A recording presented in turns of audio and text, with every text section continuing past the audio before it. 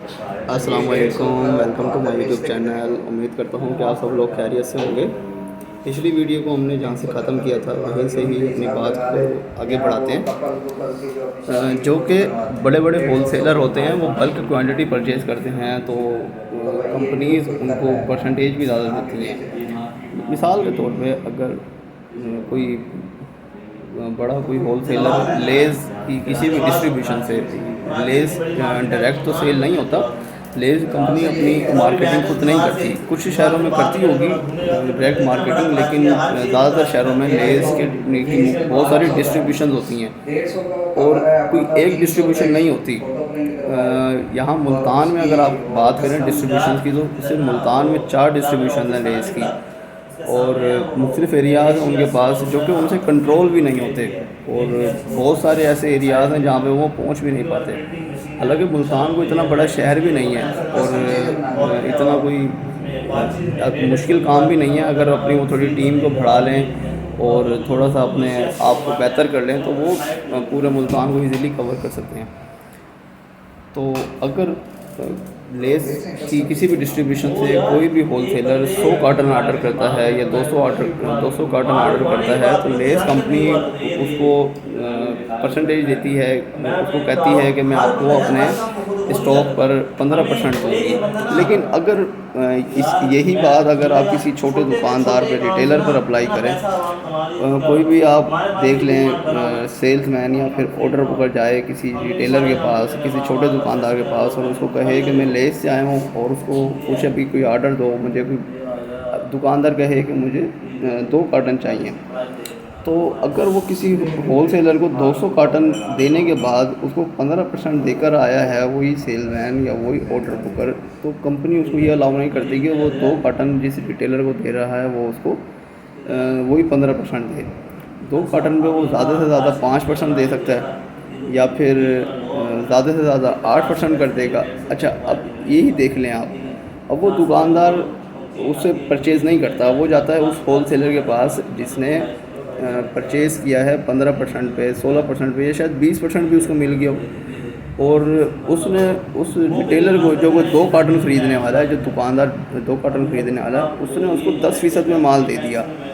अब वो order Booker या सेल्समैन, उसको तो कंपनी अलाउ नहीं करती ना कि वो उस 2 कार्टन पे उसको 8% से ज़्यादा दे या 5% से ज़्यादा दे। लेकिन उस होलसेलर को, क्योंकि उसने तो 20% पे कंपनी से परचेज़ किया, डिस्ट्रीब्यूशन से परचेज़ किया, तो वो इजीली उसको 10% पे दे सकता है। तो यही सीन होता है कि जो ऑर्डर बुकर्स होते हैं मुख्तलिफ बड़े ब्रांड्स के और सेल्समैन होते हैं, उनको ये काफ़ी मुश्किल का सामना करना पड़ता है। तो इस चीज़ पे भी काफ़ी कंप्रोमाइज़ हो जाता है। जो दुकानदार होता है या फिर होलसेलर होता है, उससे माल परचेज़ करना और उससे चीज़ लेना एक अलग चीज़ होती है। तो बाज़ जो रिटेलर होते हैं, बाज़ जो छोटे दुकानदार होते हैं, वो इस तरह होलसेलर से ही परचेज़ करना फ़ोके देते हैं इसको, क्योंकि होलसेलर एक तो उससे उधार भी कर लेता है, और दूसरी बात ये कि उसको फुली रेट में रियायत भी करता है, डिस्काउंट भी करता है।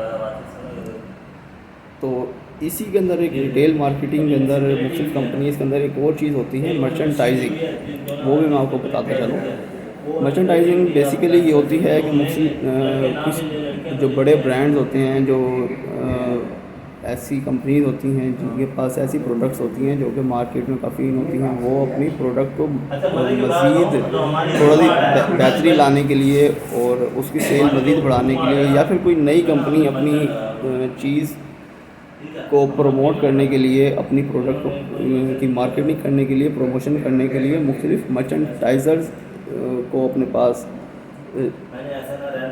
जॉब देती है और उनसे काम लेती है। उनका बेसिकली काम ये होता है कि उनको एक टारगेट दे दिया जाता है, उनको एक एरिया दे दिया जाता है कि आपके पास 20 दुकानें हैं, 25 दुकानें हैं, आपने जाना है उस दुकान पे, और अपनी जो हमारी प्रोडक्ट है आपने उसका डिस्प्ले बनाना है दुकान पर जाके। दुकानदार से माल का पूछना है, कोई शिकायत तो नहीं है, कोई मसला तो नहीं है, और ऑर्डर बुकर आ रहा है, सेलमैन आ रहा है, और माल कितना पड़ा है, stock position, basically stock position company को देता है मर्चेंटाइज़र, और स्टॉक को डिस्प्ले करता है। और मुख्तलिफ मार्ट्स में मुख्तलिफ कंपनीज़ के मर्चेंडाइज़र मौजूद होते हैं।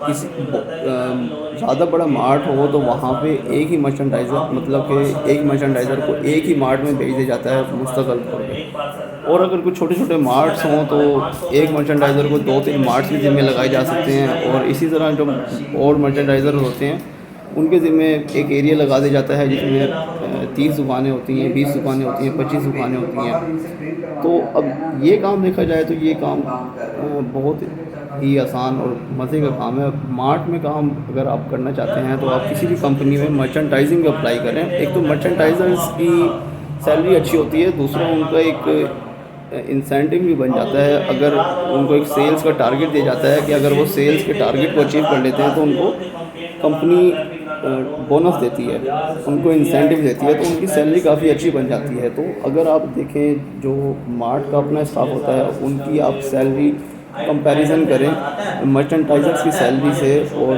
जॉब की टाइमिंग से, तो मर्चेंटाइज़र्स की जो जॉब टाइमिंग होती है वो कम होती है मार्ट के स्टाफ से। मर्चेंटाइज़र्स की ज़्यादा से ज़्यादा ड्यूटी होती है 8 घंटे, जो कि वो 8 घंटे भी नहीं करते। मर्चेंडाइज़र्स का काम बेसिकली सिर्फ ये होता है कि उन्होंने डिस्प्ले करना होता है स्टॉक, और स्टॉक पोजीशन लेनी होती है। और उनका काम ये नहीं होता कि वो शेल्फ पे खड़े हो जाएं और सेल्समैन ही करें। वो तो अब कम, जो मार्ट होता है उसका अपना सेल्समैन होता है, वो काम कर रहा होता है।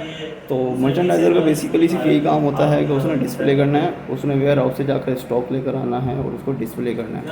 तो अगर आप किसी इस तरह की कंपनी में मर्चेंडाइजिंग को अप्लाई करें तो वो ज़्यादा बेहतर होगा।